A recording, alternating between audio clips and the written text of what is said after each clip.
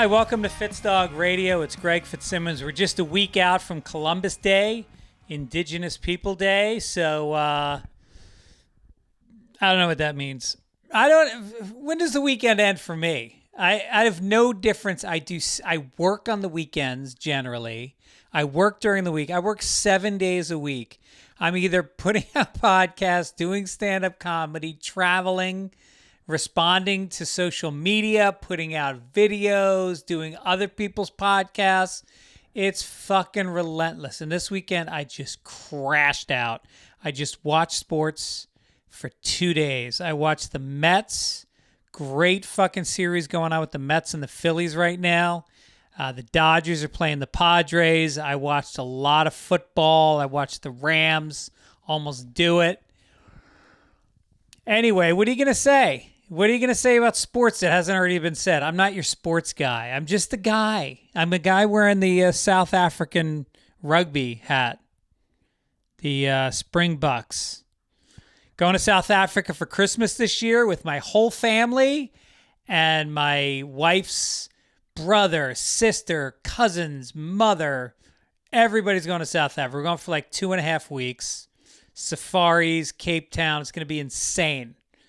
So looking forward to that. Anybody who has some suggestions about what to do in Cape Town, hit me up. Restaurants, parks, whatever. Up for everything. I think we're going to hike Table Mountain because my knee is good. My knee, I got an MRI to see if I have a meniscus problem. I'll get the results today. Shoulder surgery was last week. I have not been able to lift my shoulder above here.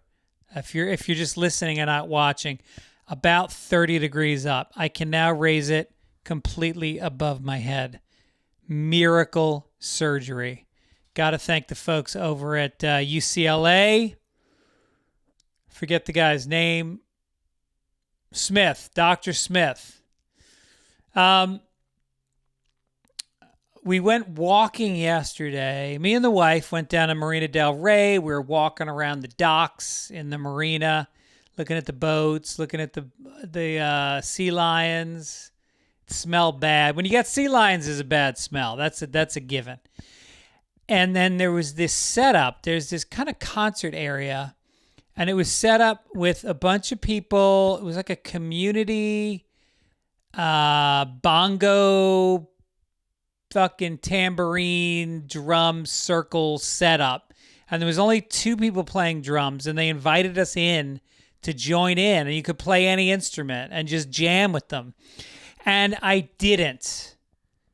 And it bothered me for the rest of the day. I was like, what happened to me? Where's my spontaneity? Like, I almost want to get a tattoo that says yes.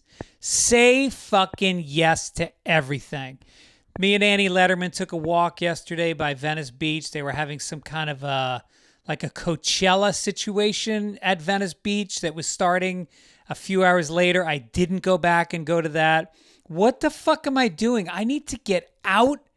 I need to have some adventures. I was doing that all year, and then I just have gotten so caught up with the stress of putting out this special, and I need to detach and have some fun again. Who wants to have some fun?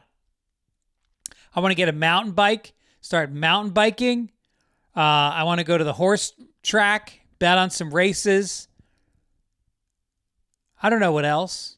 I talked to my wife about us becoming fluid, gender fluid. She didn't seem interested. Her cousin, I just finished a book by her cousin, Rachel Kushner, has a new novel out. It's called Creation Lake. It's incredible. It's one of the best novels I've read in the last 10 years. And it's actually on the short list for the Booker Prize. If you don't know about literature, the Booker Prize is there's the Pulitzer Prize and there's the Booker Prize. And the Booker Prize is one of the most prestigious things a writer can win. And she's in the top 6 books. I think they announce next month who won it, but it's a huge honor. She's been on the Booker Prize list before. We're hoping she wins it, but pick it up. It's a great kind of a little bit of a spy novel, but just incredible language, great ideas. Check it out. In the meantime, there's a lot of misinformation being spread right now about a lot of things. But going into the election, keep your ears and eyes open. Don't go in on stories just because you're hearing them said again and again. That's an old playbook. They're saying now that Biden is not giving money to FEMA victims in Florida because it's all going to illegal. That's all been debunked. Look it up. And just be wary, because 30% of all the comments and posts on social media related to politics, they just did a study, are coming from China and Russia and North Korea. So just be wary, people. I'm not telling you who to vote for, but just don't get caught up in these fad stories that pop up out of nowhere and feel a little conspiratorial. If they don't make sense out of the gate, just research them a little bit. Yeah, that's all. I mean, the rest of the world doesn't like us. You read about the Lebanese pagers exploding? Israel wiring the Lebanese pagers to explode. And I just thought to myself, thank God all of our electronics aren't being produced by our enemy. I mean, how long until this laptop halfway through a podcast bursts into flame? It's probably my highest rated podcast. It's all anybody cares about. Destruction. Speaking of destruction, I'm going to be destroying in these states coming up. Tulsa, Oklahoma this weekend, October 10th through the 12th at Bricktown Comedy Club. Kansas City Funny Bone next week, October 18 and 19. Helium in Philly, November 7th through the 9th. Then I'm coming to Tacoma, Tempe, San Francisco, Cleveland, Atlanta, Janesville. Get on Fitzdog.com. Get yourself some tickets. Come out and see some live comedy. Also, very excited to announce the special just hit 400,000 views, which is, again, a tribute to you guys. I know that the main support for this special has come from the listeners of this podcast and Sunday Papers and Childish, and the comments that you leave help with the algorithm. Thank you for all the generous donations, all of it. It's been incredible. It's been a great month, and I did not expect to be this far along after a month.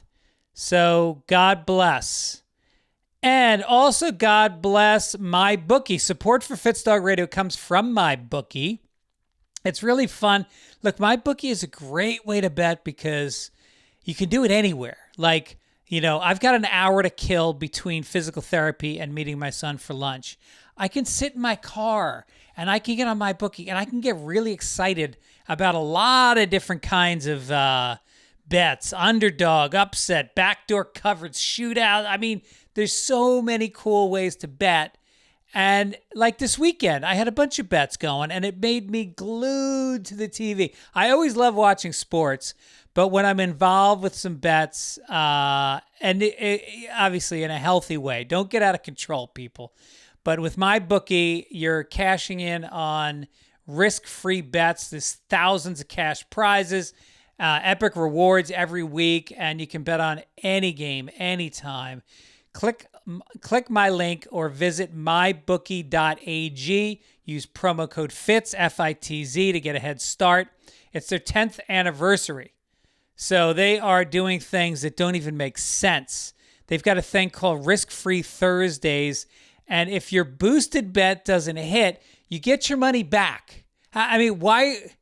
Where's the downside there? Weekly, no sweat, win-win bets all season long. So sign up now at mybookie.ag. Use promo code FITZ, that's F-I-T-Z, to cash in on double deposit bonus. You can literally double the cash in your account before you even place your first bet.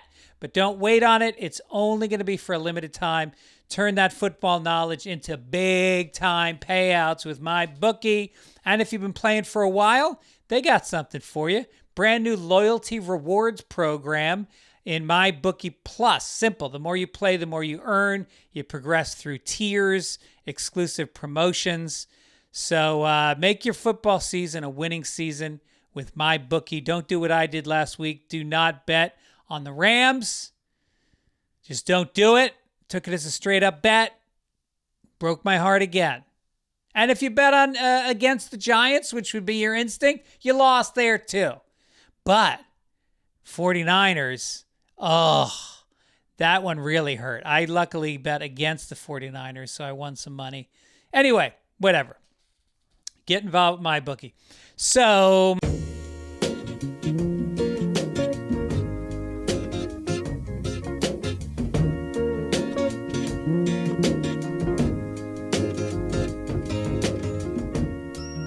I want to welcome my guest, the great Kira Soltanovich, who you know from so many. You're like me. You just kept showing up, you know? That's the way you want to put it? Well, just the Tonight Show. And I mean, we did this show called How to Be a Grown-Up, you know, that went on for 2 or 3 seasons. We're journeymen. It's like we're union workers. We get a lunch pail, we go to work. Listen, I feel like we are the blue collar workers of the stand-up circuits. Yes. Because the thing is, you'll get a fancy writing job. You know what I mean? And once in a while, I'll get lucky and I'll get like a fancy schmancy job. Yeah. And then it's over and we're like, all right, I'm ready for the next one. And they're like, nope, you're going to Albuquerque. You're going to the funny chuckle, Uncle Nasty on the Jersey Shore in July. And you're not going to be able to park because there's going to be a lot of Italian people. So you're going to take an Uber to 3 blocks away. They don't have waitresses. Everyone just brings their own beer and wine so they can drink however much they want because they don't have a liquor license. It's just pizza, really. It's just a pizza restaurant on the shore. You're a waiter in a pizza restaurant who's funny. And then if you want to sell your merch after the show, feel free to set it up at the table by the door, but just know they're going to steal a lot of it. Yeah. So we are that. And either it's A, because we just love it so much, we're not going to ever give up. Right. Ain't nothing going to break my stride. Or we have no other skills. We have no other skills. We have no other skills. You have so few skills that, first of all, thanks for doing this last minute. I had 2 other podcasts lined up for today that both canceled. And then I've been meaning to get you on for so long, and you were the first name that popped in my head. I texted you. 30 seconds later, you're like, what time? And you're here. So thank you. I love being people's third choice. Yes. I really do. No. Honestly, I'm being honest. It really, at least you're thinking of me. Yes. I'm somewhere on the list? What? I think of you a lot. I think about you as there's 2 people in this country that I think should be super famous because I think that they have it. They have the magic thing that when you watch them on stage, you sit and you watch and you actually, as a comic, laugh out loud. And you're one of those people. And there's only one other person that I feel like I don't understand why they're not just, selling out arenas. Well, the manager I'm with right now, the first day I met with him, he goes, why aren't you more famous? And it's like, and now I've been with him for 2 years. Are you more famous now than you were before? When people say that, I'm not saying this towards you at all, because I know you love me and I love you. But I did have a woman come up to me a few weeks ago at a club. And she goes, why aren't you more famous? And I said, why aren't you better looking? Yes. I know. It's a backhanded compliment. I guess we should both try harder. Now, I don't know what it is. Like, I just think that in a weird way, like, it's not just about, I think you and I were parents. And I think when you become a parent, they kind of put like a little badge on you, like, oh, you're a good person. You're like you have balance. You're not going to work out in this business. You actually care about other human beings, and right. you're not going to write till 2 a.m, 7 days a week, or you're not going to, go on a road trip that goes to 9 cities and like they don't want that. We're disqualified. A little bit. I agree with that. A little bit of a well, let's put her third on the list. Yeah. Right. We'll check with these people that are single. This chick is, a lesbian with no kids, and she's a drug addict, and maybe they're willing to do it. And then the mom. I know, and it's so funny because there are young female comics who are like, how do you do it? How do you find the balance? And I go, oh, you just have to, I give them this like beautiful, like perfectly like a Hallmark kind of, quote. Yeah. And meanwhile, I'm barely holding on.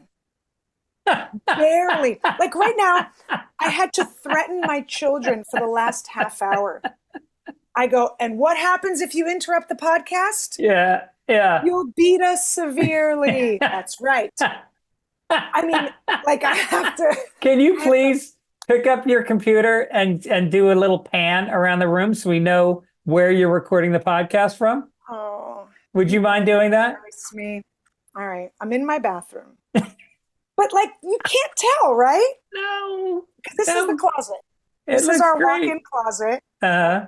That's our walk-in closet. So you get a walk-in closet in the bathroom? I have a walk-in closet. It's a big bathroom. Wow. It's not that big, but so you have made it big. So look, this is what do we got? Hair care and skincare. Oh, nice. This was a pandemic trick. Uh-huh. And then you don't really want to see the toilet, do you? Yes. You're making me do there's a toilet. Our housekeeper came today. I'll show you mine. You look like you're recording from the room where your wife sends you when she's just fed up. There's a day bed behind me. Yeah. That's what it looks like. That's a day bed. Like, where she's like, you know what? You and your erections in the other room. I'm done. There should be a toilet paper roll on the wall. Is this like one of your kids' rooms? Because now you're an empty nester. It is. It's my son's old room. Yeah. But I had an office at the Santa Monica airport that you've been to. I went to several times. Yeah. And the lease went up on that. They're tearing it down to make pickleball courts. So they evicted all these independent filmmakers, producers, writers, like architects, all these like little business owners and independent people so they could make fucking pickleball courts. Once again, the lesbians were chosen over us. Right. Once again, this is where you and I made a huge mistake. We should have been in this business as lesbians. We'd be so much better off. Who is your best Asian friend? We have a very Asian Latino street. So really? We have we have a lot of it's a pretty good mix. It's a lot of Asians and Latinos. Wow. And then I grew up in San Francisco. I mean, legally you have to have 5 Asian friends. It's like a city ordinance. They'll fine you if you don't. So I grew up with a lot of Asian kids. I grew up with a lot of everything. All right. Who's your best Asian friend? I mean, I haven't seen her in a while because she has teenage boys. But Lisa. Okay. Lisa, I would say. Is it Lee Sa? Is that her name? You racist. How dare you? So, all right. So I want to talk to you about, you've got this new podcast, and I don't know that you've asked me to do it, actually. Oh, wait. What new podcast? Are you doing that one in the spa, in the steam room? Oh, my talk show. Yeah. That's a talk show. What's a podcast? Isn't a podcast a talk show? Well, it's more of like Between Two Ferns type of talk show. Where does it air? I mean, on my Instagram? I don't know. You know what I mean? Like it just social. You mean the way my video podcast airs on YouTube and Instagram? Yeah. Where we talk? Where we're talking right now. We're on the YouTube. And on yours, You talk to people? Yes. All right, fine. It's a podcast, but they're 3 minutes. They're 3 minutes long. And yes, I do want you, and I want you naked inside of it. Will you get naked? Is that what people do? I mean, some people. I watched a couple of them, and I saw Tom Papa start with a shirt on and then end with his shirt off. Correct. Yeah. Has anybody gone fully nude?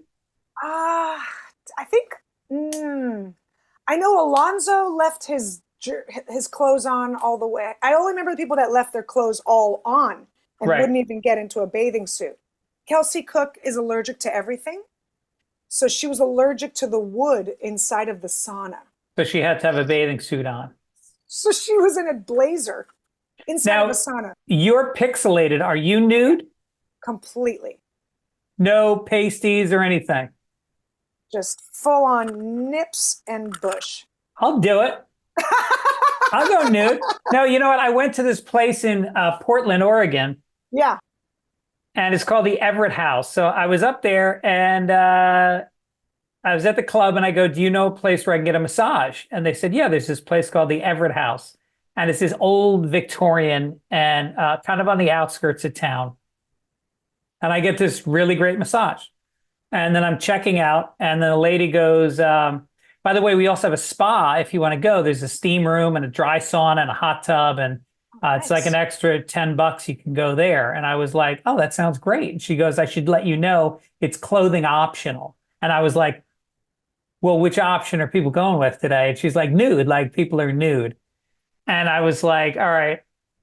I was titillated. I was like, I definitely want to see some nude people. And then there was a part of me that was like, I kind of want to be nude. So I called my wife and I asked her permission. And she laughed for like 7 minutes. She just laughed. And then I was like, so you're not like worried something would happen? And then she laughed even longer. She's like, I hope something happens. Take some pressure off of me for once. Right. I don't even want to be nude around you. And I don't want you nude around me. So I go in and it was great. Well, first of all, talk about bushes. It was Portland. So the women, it was like from kneecaps to belly button was just, Yeah. Yeah. And so I go in and I was like, I think everybody has like body issues. And I think going nude is actually very freeing. I think it makes you feel very kind of empowered once you break through. Well, I once dragged Tom Papa, speaking of Tom, to a Russian banya. Pretty authentic, but it's gotten Americanized because, it was in San Francisco where I grew up. But it's pretty as authentic as you can get. Yeah. And it's also clothing optional. Now, he and I are coworkers. So we said, obviously, we're going to be wearing our bathing suits. And most people opted out. You mean most people had bathing suits on? No, they opted out of the clothing. And it's like you go into hot tubs and everything, co-ed? Yeah, there's 2 big saunas. They're 3 stories high because that's how Russians do them. Like they're very crazy and hot, and they beat you with I think I even I was like, I'm treating you. And I got him a thing where they beat him with sticks and but we're coworkers, we're friends. We're both married. But to see dongs together, it's a bonding experience. It really is. Because we both were like we saw this one guy and we looked at each other and we were like, holy shit. Yeah. This is incredible. Like that should be in a museum. You know what I mean? Like it was like a circus act, right? And then you see a lot of people that put a bathing suit on, right? Right. But that was like if you and I went and I took you to that Russian banya and we saw dongs together, it would fuse our relationship even stronger. I think so. Right? Yeah, I went to see butts together. Like that's a lot. That's a big deal. Well, you see it. And what's great about being with somebody else is like when I was alone at it, it felt like I felt very alone. I felt like I needed somebody to elbow and point and snicker and, act the way you should around naked people. Yeah, Yeah. making fun. And then, But then you get two comics. Come on. yeah, right. So did you get massages or was it just the steam and We just got the vieniki. Vieniki is when they beat you. Did yeah. he get it? Maybe we've gone several times. Really? Yeah, because when he does Cobb's or whatever Palace of Fine Arts, or you know what I mean, like he brings me because he knows I'm from there, so I can go see Right. family, and I have cousins come out and all that. Nice. So now it's like a tradition. Oh, so that's where this place is in San Francisco. Yes. Oh, is there one in LA? Clothing optional? No, but there is a Russian banya, but it's like you got to be okay sitting with some mafia guys. Really? You know, they just killed someone, and they're here to wash off all the gunpowder and blood and evidence. And I've seen a lot of these mafia series, and sometimes it does spill over into the steam room. Of course. Yeah, there's all. I was raised in steam rooms and saunas, like from 8 years old. Really? Yeah. So did you see your parents naked? Not my dad, but my mom. Yes. Yeah. Right. But like it's so normal for me. Yeah. So normal. Right. Yeah. Right. We went to a beach. Me and my wife had just been dating for like maybe a few months. Yeah, it was like 3 months. And so we went to Martha's Vineyard with my friend. His name was Ross Broccoli. And yeah, so Martha's Vineyard, we got to this beach, we were walking along, and all of a sudden, like nobody had clothes on. And Ross had his girlfriend. She was kind of a heroin addict. I don't know if you call her a girlfriend, but she was like a model / heroin addict. And we were living in New York at the time. So we're walking along, all of a sudden everybody's nude. And Martha's we're all Vineyard? yeah, Martha's Vineyard has a nude beach. It's called I can't remember the name. Yeah. And so he's like, should we do it? And everybody's looking at each other like, all right. So we took off all our clothes and everybody was kind of hiding their stuff. And like within a half hour, we're playing Frisbee, we're riding waves. It was awesome. Yeah. Yeah. I mean, yes, there is something very freeing. I think everyone should try it at least once and just see. My mom used to go to nudist colonies all the time. Really? All the time. It drove me crazy as a teenager because I don't know. I was just like, what if you see my teacher there? Because they were all around like San Francisco. It was all like and that's why I won't go naked in the Russian banya, because my fear is I will see one of my dad's friends.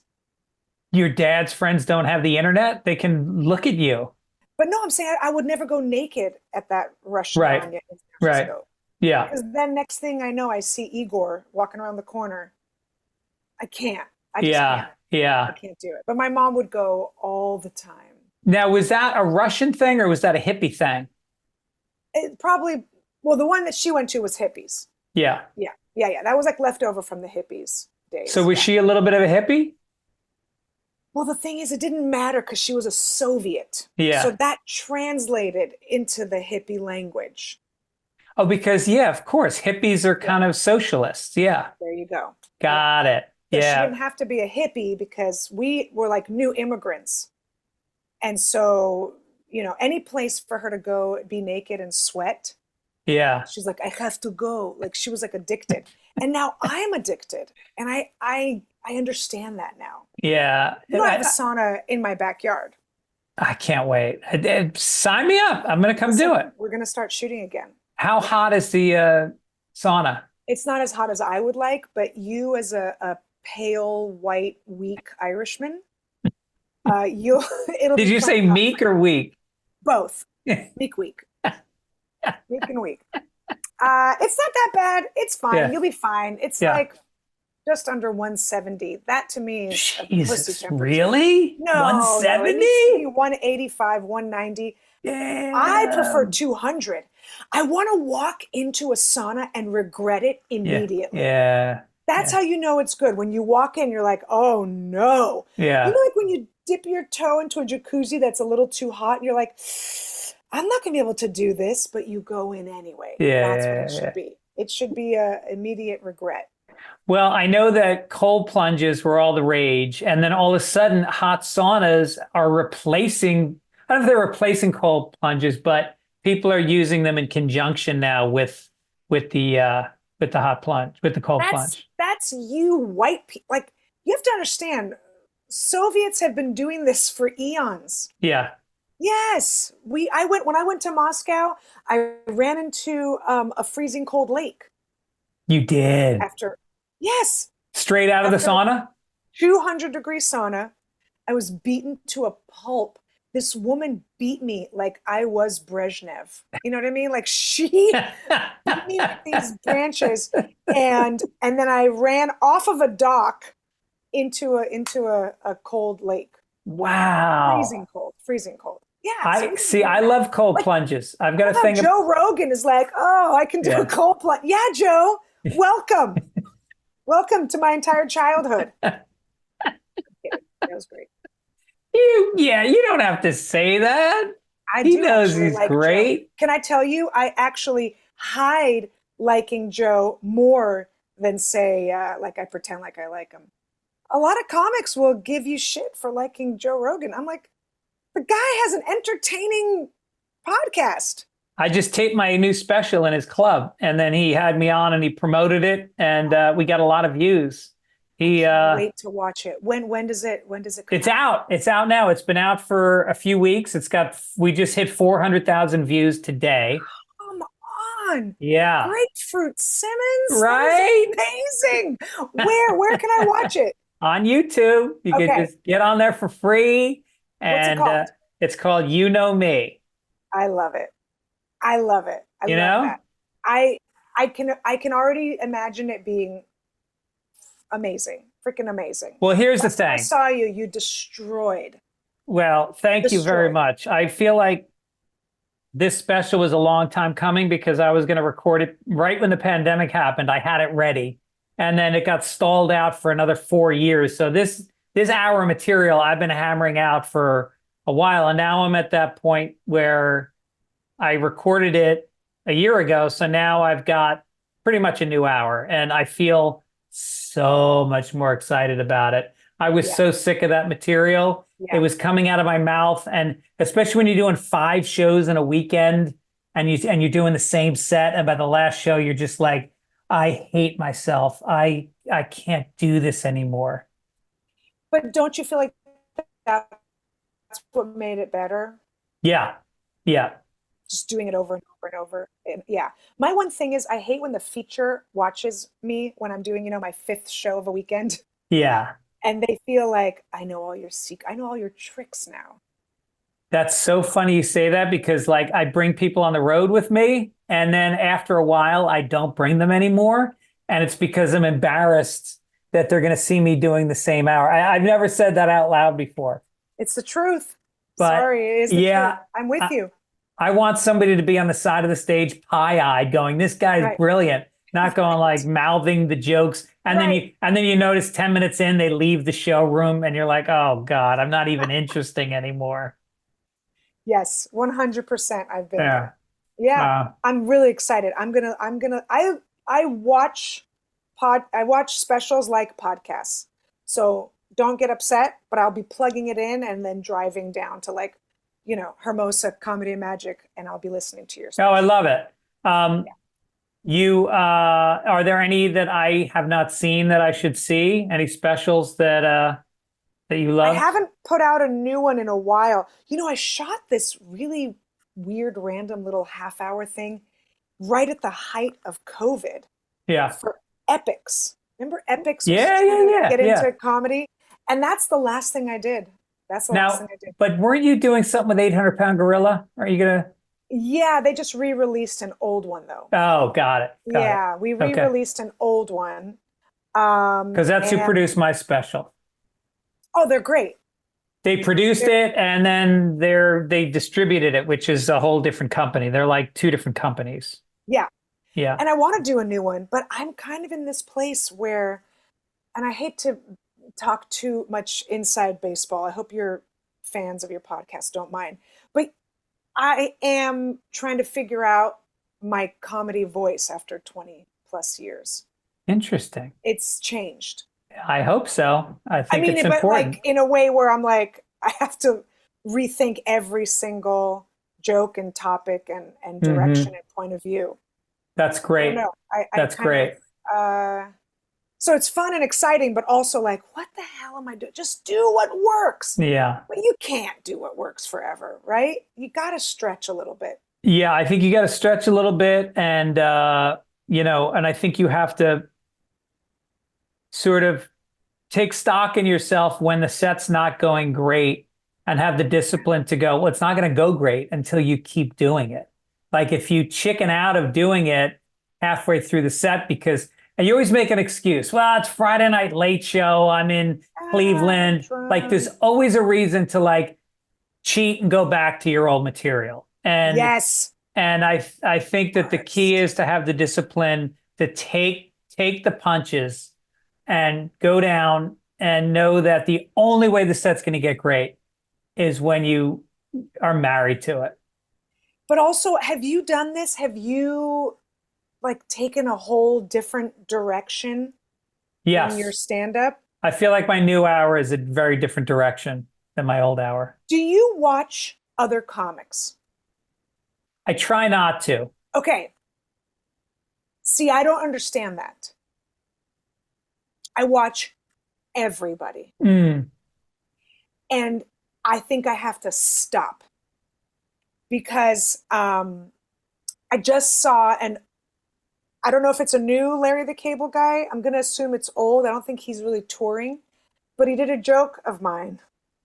And it could be a coincidence. I'm not saying he took it. I'm saying he did a joke.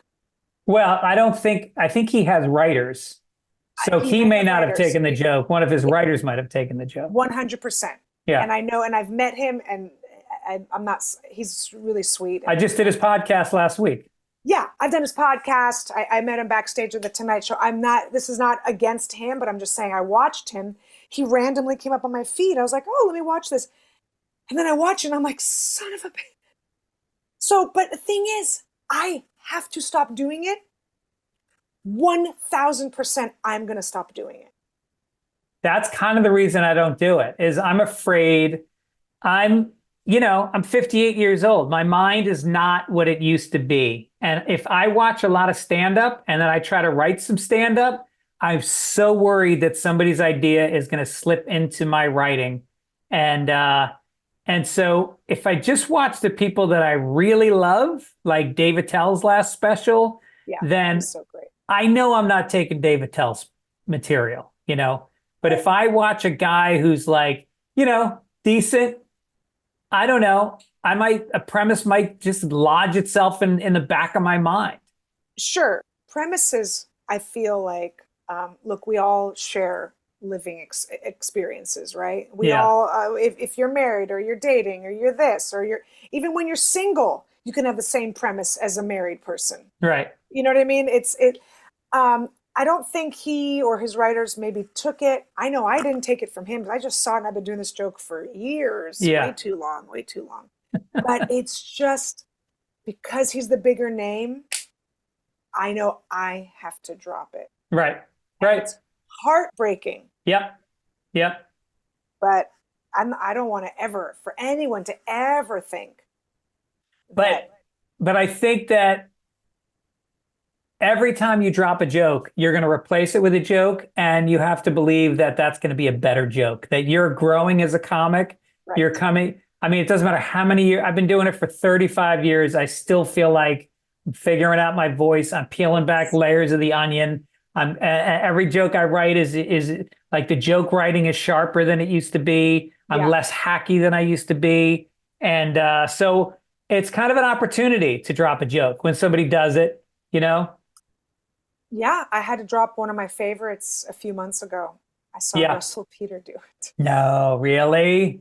Again, this is nothing against Russell Peter. No, it happens. It just happens.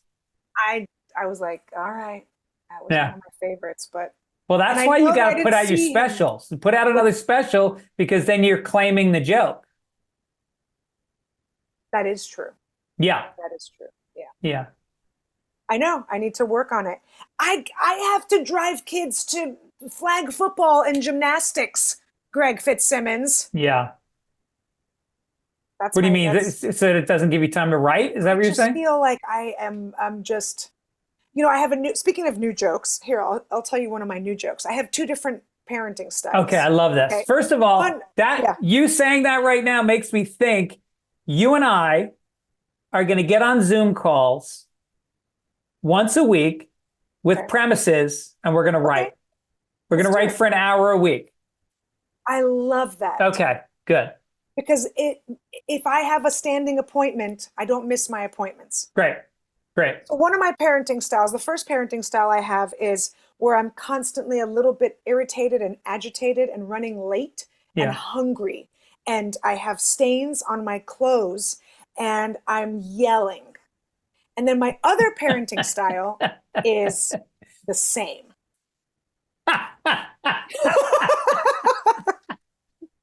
That's it. That's the bit. But the funny thing about that is in the moment you feel like you're in one mode or the other. You actually feel like you're doing a better job. And then you look back and you go, oh no, I was the same person. Exactly the same. Yeah. I was still irritated and agitated and running late and hungry and thirsty and I have to pee. I always have to pee just a little. Yeah. Well, that's why you do your Kegel exercises. I try. But yeah, I want to do that for sure. Okay. For sure, because that's how I go. That's how I'll go do a yoga class. I signed up for it. I'm like, all right, it's in the calendar. All right, here's a new premise that I have. Okay. Something about the Virgin Mary. Like, she was a virgin. Now, are you Catholic? Do I look? Are you Russian? Oh, you're Jewish. This Hava Megillah face? Yeah. What about this? Happy New Year. Happy New Year. So like the Virgin Mary, I think about because like she had a hook, she was on brand. There's a lot of Marys. She was the virgin. She was the one that was a virgin. And so God, like, why is it that God needed to bring the Messiah into the world through a vagina that had never been penetrated by a penis? Like when I think about all the shame I have about sex, it's all in the pages of that Bible. Why was it like there couldn't have been jizz in there? Like it couldn't have been like, a little dribble of jizz. It couldn't have been just the crown, like nothing. It had to be just like a corridor, like when the president is coming, how they clear the hallway. Like it has to be perfect and pristine. Well, I, as a Jew looking in on this, am also very perplexed of like why you guys have so much shame around sex. And I think it's because of the virgin part. Yep. It's because of that. It's because like they had to, give her that title. I don't think she was a virgin. TMZ is going to cover this tomorrow. She was not a virgin. Every single picture I've seen of her, she's like a smoke show. Yeah. Mary's pretty hot. Mary's pretty hot. She's hot. There's no way. But there was a lot of virgins out there God could have picked. He got to pick any woman he wanted. The one with the nice rack. That's she has a nice rack. Yeah. So I don't believe that she was a virgin. I think it's just kind of like, the Kardashians where they just market and the brand, like you said, the branding and, and speaking of Kardashians, we had to clear the hallway at the Tonight Show for Kim Kardashian. Oh, you did? I've never had to do that for anyone else. Wow. And there have been much bigger names than her walking down that hallway. Right. And we were all like swept aside. But I don't think she was a virgin. I'm sorry. And I know that ruins like your... Now, are you saying Joe was the father of Jesus Christ, Joseph? Or are you saying that she would... Okay. Yeah. Wow. Which puts Joe in a whole other category. Joe was such a side note in the Bible. He was just a cuck. He was Jerusalem's cuck. And meanwhile, what you're saying is He's the father of God. I'm saying Maury Povich did not do a service by saying, Joseph, you are not the father. Like, you need to, yes, it's for sure the father. Yeah. But here's the thing, like when all of a sudden, let's say Mary was tracking her, her cycle. And she's like, I know we didn't do it last week because it was a famine and we were hungry or whatever, right? And all of a sudden she's pregnant. He's like, well, whose is it? And she's like, God's? I don't know. God? I don't know. Yeah. I didn't think I was ovulating. Yeah. How many Latino women over the years have tried to claim immaculate conception? Exactly. And then the kid comes out and he's crying and he's covered in snot and his head's irregular. And you're like, sorry, Serena. This is not a Messiah. Not the second coming. Yeah. This is why I always tell, my husband's Catholic. He went to Catholic school for 12 years. What do you mean? I know. What do I got? His Wikipedia page open? I don't know. I'm legally a Catholic. Yeah. My last name is Finnegan. Right. I never knew that. I don't think I ever knew that. Well, now you know. Now you know. Now everyone knows. All your listeners can dox me. But I go, of course you wanted to date a Jewish chick. There's no shame. Like, we were told, go and give blowjobs. Like, never in my teenage years did my parents shame anything sexual. You're preaching to the converted. I married a Jew. I know. And when I was in college, we didn't have any Jews. I grew up in New York in Tarrytown, which is just outside the city. And it was very Latino, Black, Irish, and Italian. And we had 2 Jewish kids in the whole town. So we didn't have a lot of exposure to it. And then I went off to college. I went to Boston University, Jew. Yeah. And it was all Jewish kids from Long Island and, DC. Yep. And these women, I could not believe. I had never had sex with a woman who then got up naked and walked to the bathroom and then walked back naked again. And I was like, the Irish girls, they never got from under the sheets the entire time. Yeah. Yes. That's why I'm telling you, it's, we get a blowjob from a nice Jewish girl. Yes. And then they'll make you a sandwich. Yep. There was a girl at BU who went off to Israel to a kibbutz after we graduated. And then she came back and she was like a girl that, we were like in the friends group with. All of a sudden, she started blowing everybody. She said she discovered it in Israel. And then you would be driving with her and she'd be like, you want a blowjob? And you just pull over and she'd just do it. Yeah. And then you'd keep talking on the ride home. It's like saying, do you want to stop and get a Slurpee? It was a Slurpee. Yeah. It was a Slurpee. Good for her. Good for that, Rachel. I sent my kid to a Jewish sleepaway camp for 3 weeks for the first time this last summer. Really?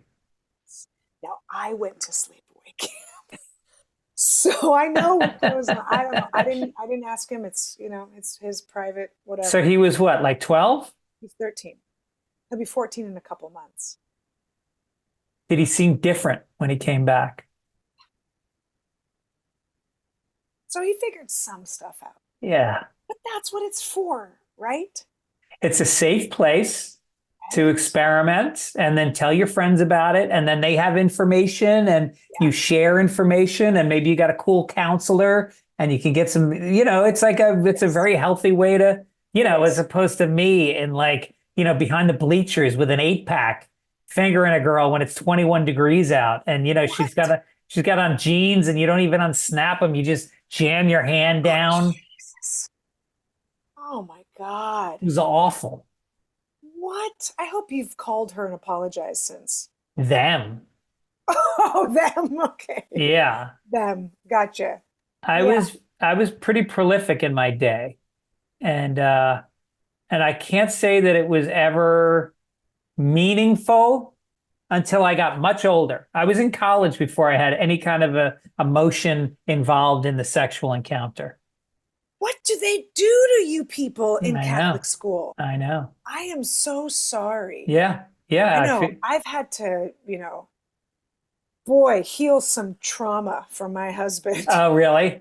Yes, he was taught by nuns and monsignors. Yeah. Those people aren't jolly or happy or No, a lot of them are evading their sexuality. There's a lot of yes. homosexuality in the Catholic Church because they don't want to sin. So they go, well, I'll hide in the church then. I mean, look, all religions have their weirdo schmeardos. They all do. Yeah. So I'm not trying to put this on Catholics, but oof, when Yeah. my kids, I go, guys, are we cool if we're not too like hocus pocus with the religion? I told my kids, they're like, Yeah. it's fine. We don't have to be. I told them, I go, I don't know. It's too much. Well, It's too, Catholicism is like gothic. It's yeah, heavy. yeah, I mean, I grew up, I didn't go to Catholic school, but I went to Catholic, CCD classes after, once a week for my whole life. We'd go to somebody's house on a Wednesday night, and then every Sunday was church, and then all the sacraments. And yeah, it launched me into a fucking J.R. Tolkien world of believing in crazy shit. I mean, yeah. I honestly, Kira, I talked to God. I talked to God a lot. And when I found out, I took a class in high school. I went to a very progressive high school, and they taught we had a book that was called The Bible as World Literature. And so at the age of 16, I was suddenly being introduced to my parables from my Bible being written 800 years earlier in a pagan text or in the Quran and things that preceded the Bible. And it's all the same stories. Mhm. It's right around the winter solstice that the Messiah is born from a virgin, um, dies, rises from the dead, right around the vernal equinox in the spring. Yeah. There, all these exact, the flood, the Garden of Eden. It's in all these same religion, and I was devastated. I went into a depression, and yeah, it was rough. Oh my gosh. Yeah. Now, did you raise your kids with like religion or No, no but stories? because my wife was not, she was raised culturally Jewish because she grew up on the Upper West Side of Manhattan, which is a very Yeah. Jewish neighborhood. So she has a great love for it, but she didn't go to temple. Yeah. And my mother has tried to keep Catholicism in my kids' lives, and my daughter had a huge response to it. And like she loves church ever since she was little. She asks about, Jesus ascending into heaven and the transfiguration of the wine into blood and like all that really weird. She loves it. And we went into a church with my mother in Florida, and my daughter was about maybe 8. And we walk into the church, and they have the candles set up, and you go and you light a candle. So she went over and she lit a candle, and then she kneeled down and she crossed her hands and she put her head down for like 10 minutes. And then she stood up and she walked over, and I go, "What were you doing over there?" And she said, "I was praying for your father," who she never met. He died before she was born. And I was like, "All right, let's head out." How old is she? How old was She she? was 8 at the time. Oh, that's Yeah. very sweet.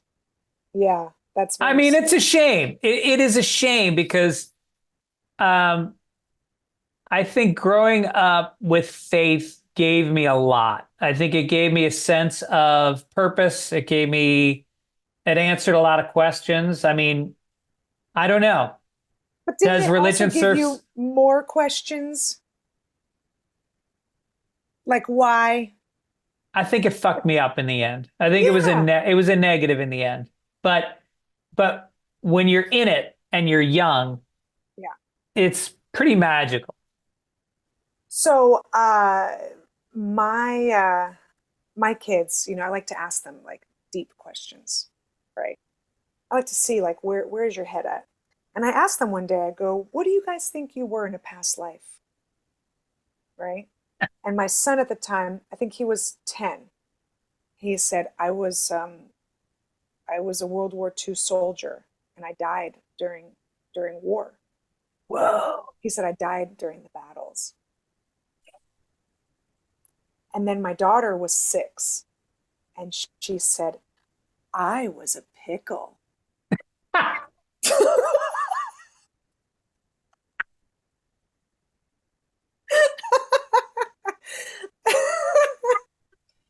And then she goes, who lived in a hat? I was like, maybe I should have introduced religion. Oh my God. One of those kids, when you're old and you need assistance around the house, one of those kids is going to be there for you and have Which one? financial I really means. don't know. I think the soldier's going to have he's going to have an IRA account. He's going to have health insurance. He's going to take care of you. As long as neither of them go into stand-up or comedy in any capacity. Yep. Because the younger one, she has impeccable timing. Oh, no. When I say she says things in the most perfect way. Yeah. That it's like a double take where I go, are you like taking groundlings classes like behind my back? Yeah. Like what's happening? The other day we were at school and I pick her up from school and we're holding hands, walking to the car, right? And this older girl comes up to her. She's in 4th grade now. And this like 5th or 6th grader comes up to her and she goes, I know who you are. And my daughter and I kind of smile at the girl, we're being polite and we're like, oh, okay. And then as we turn around, she looks at me, she goes, I have no idea who she is. The way she said it, it was perfect. Yeah. It was perfect. Like she just has this timing and it's unbelievable. You want to hear something crazy? Yeah. I have a friend named Matt Wickline who is a huge writer. He was one of Letterman's big writers during the big years, and then I think he helped create Martin, the show Martin. Oh, yeah. And then he was the showrunner on Cedric the Entertainer, had this sketch show that I wrote on, and he was one of the showrunners. Anyway, great dude, like a real waspy Yale guy. First of all, he's like 6'5", and the hair parted to the side, and the crisp Oxford shirts, and the extremely well-mannered and very intelligent. And anyway, so we kept in touch over the years, and then our kids ended up going to high school together. And both his kids are super tall, and they were both in the band, and my kids were in the band, so they knew each other. And his daughter ended up going off to like Oberlin College, and she was doing sketch comedy, and she got pretty big doing like TikTok videos and very deadpan. She's tall, she's kind of alternative-ish. I don't know how to describe her. Like, I hate to say like, she's not a nerd, but she's very deadpan and dry. Yeah. Anyway, she's on Saturday Night Live this year, and she's like getting in a ton of stuff. Isn't that amazing? That's wild. Yeah. I mean, wow. I used to want to be on SNL, and I'd watch my friends get on SNL, and now I'm watching my friends' kids get on SNL. Oh my God. Yeah. Yeah. I'm telling you, one day, if my kid does get into showbiz, she's going to be hiring us because she's just like she's dark too. She has a dark sense of humor. One day we were like cuddling in bed, and you remember when your kid's really little and they still wanted you to like cuddle with them, right? And I was like kissing her head and stroking her hair, and she, she was like touching my arm, and I was like, did we have the best day today or what? She goes, Mommy, it was the best. And she said, I love you. And I said, sweetheart, I love you. And we were like, we're so cozy right now. And then she stops and there's this pause and she goes, wouldn't it be hilarious if a missile came through my window? And we both went,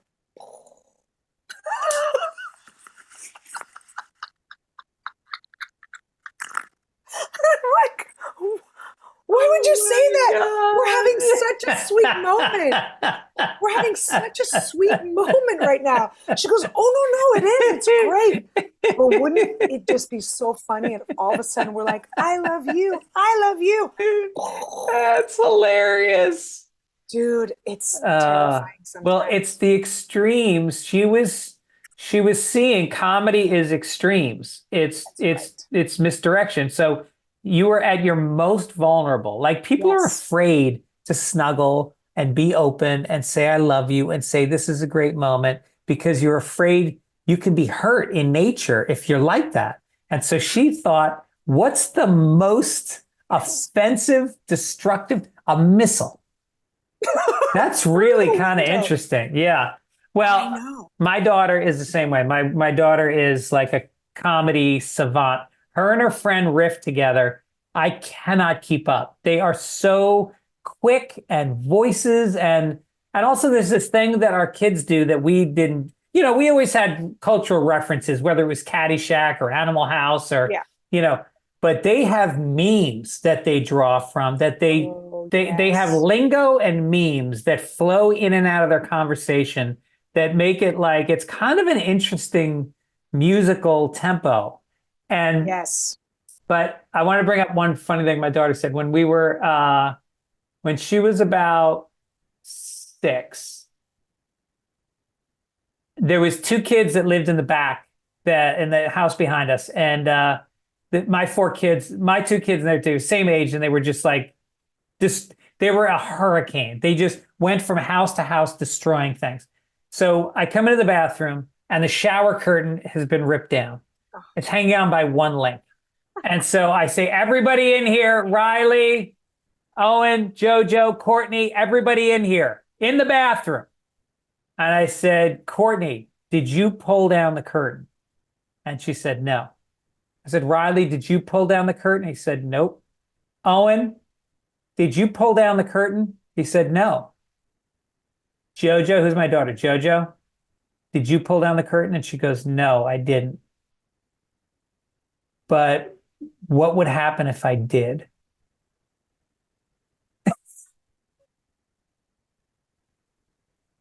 Like she wanted to know the punishment she missed out on by lying. That's hilarious. Yeah.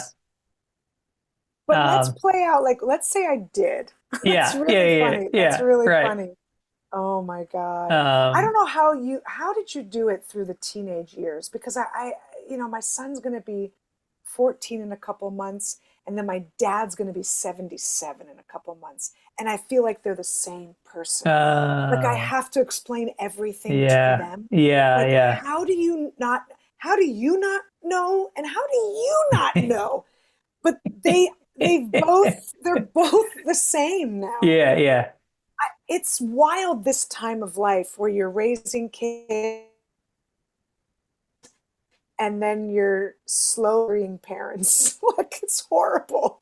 It's horrible. Well, you got to take yourself out of the equation and get your teenager showing your father how to do his emails. And, there's this amazing thing, like my kids fucking love their grandparents and all their grandparents. They never met my father.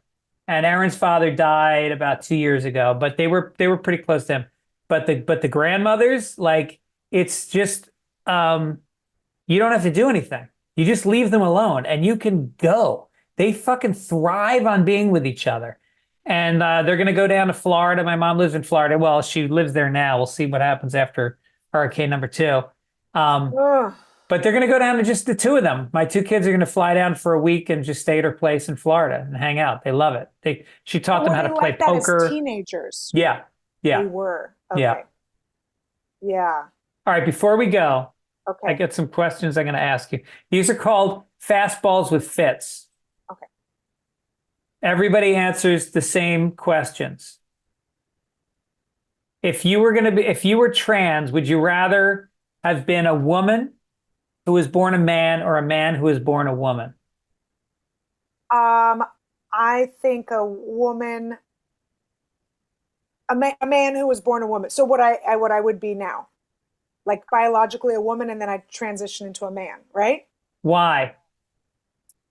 Because penises are crazy. Yeah. And I don't know. I don't know what it's like to have one. And I mean, God bless you if you have one. Like, wow. Yeah. Thank you for your service. I wish I got. I don't want to have one. I Yeah. just don't. Yeah. I just feel like, ugh. So you would transition to a man with no penis. You're not going to get the Yeah. surgery. Okay. Yeah. No. I don't think I'd want to get a surgery. Would you remove your breasts? Nah. But then you're not transitioning. What Well, are you then talking why ask about? this question? I don't know. It's a new one. Fastballs with Fitz. We always throw a few new questions in Fastballs with All right. Fitz. All right.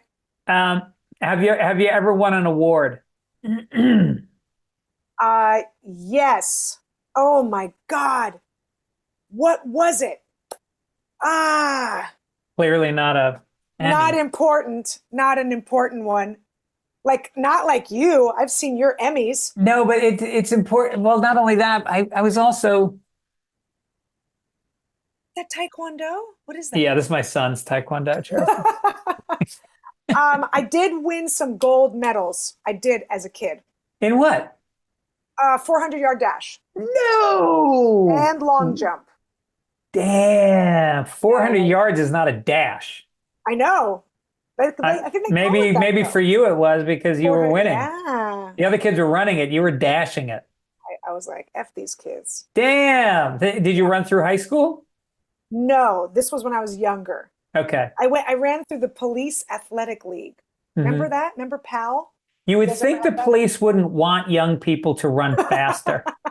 All right. What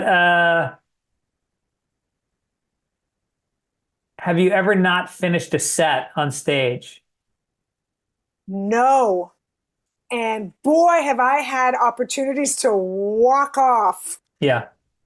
Just last week, I was in Reno at the Laugh Factory inside the beautiful Silver Legacy because I'm a blue collar worker. Yeah. And a guy vomited in the middle of my set, and I just kept going. I was like, I don't know. I mean, you guys want to move up? And these people moved up one table, and we just kept going. I was like, it's Reno. I don't think it's going to make any difference at all.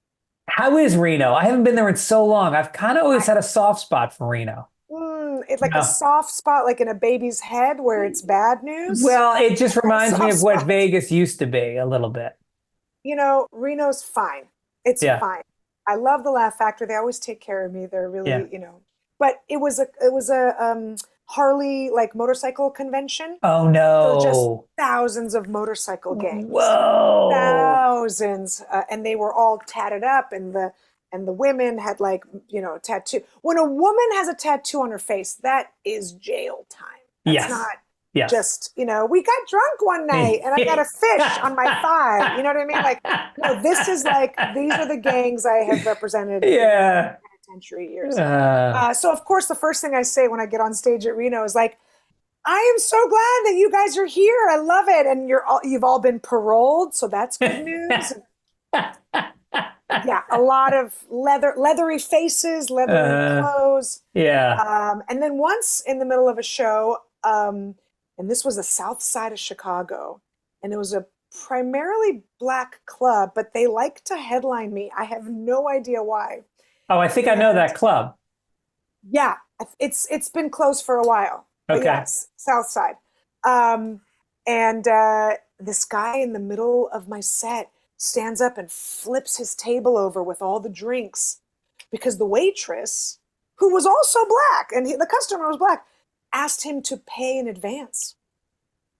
Oh, shit. And drinks went flying, and he stood up and he flipped the table over, and everyone scattered, and I'm on stage. And I can't remember what I said exactly. It was a while ago. But I remember saying something to the fact of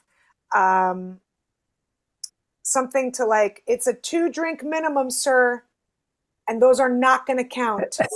Like I said something like, I'm sorry, but the rules here, you have to order another 2 drinks. Something to that effect. And people were like, this white girl, I remember hearing someone go, this white chick is crazy. Because instead of being scared, I doubled down on it. You know what I mean? I was like, you know what? We said no Discover card. Like I yelled at him. Like it was so ballsy. So I could have ended that set. I did not. I kept going. Oh, good for you. While people were cleaning up and Yep. cops came, I kept going. Cops came? Oh, cops came. Yes.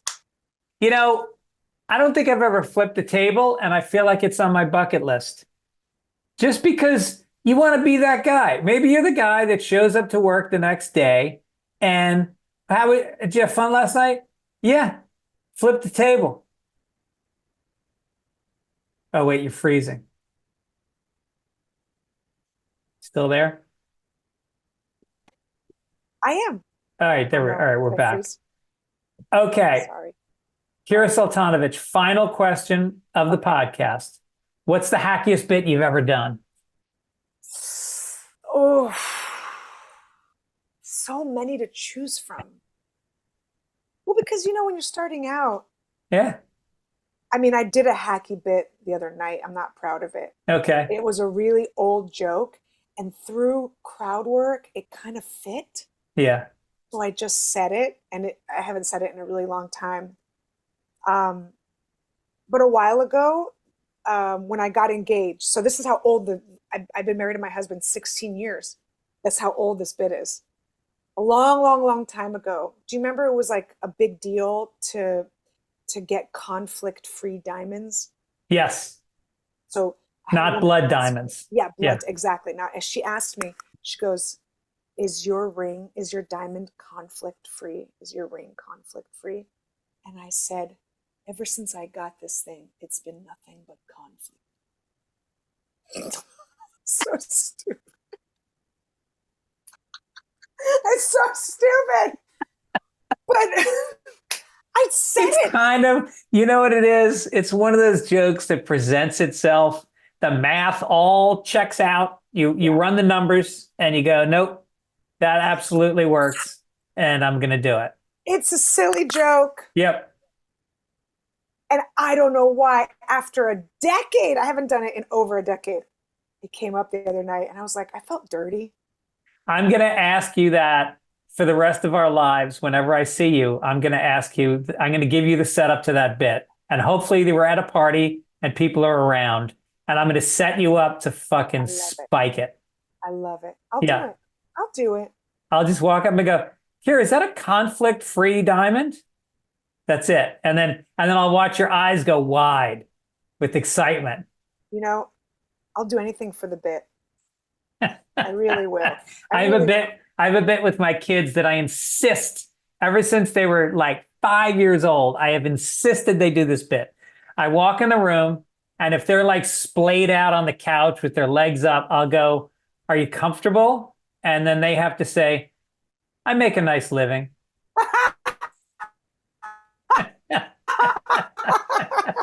That's the best. That is the best. Here's what I taught my kids to do. Whenever they get a birthday card, I'm trying to see if I have anything.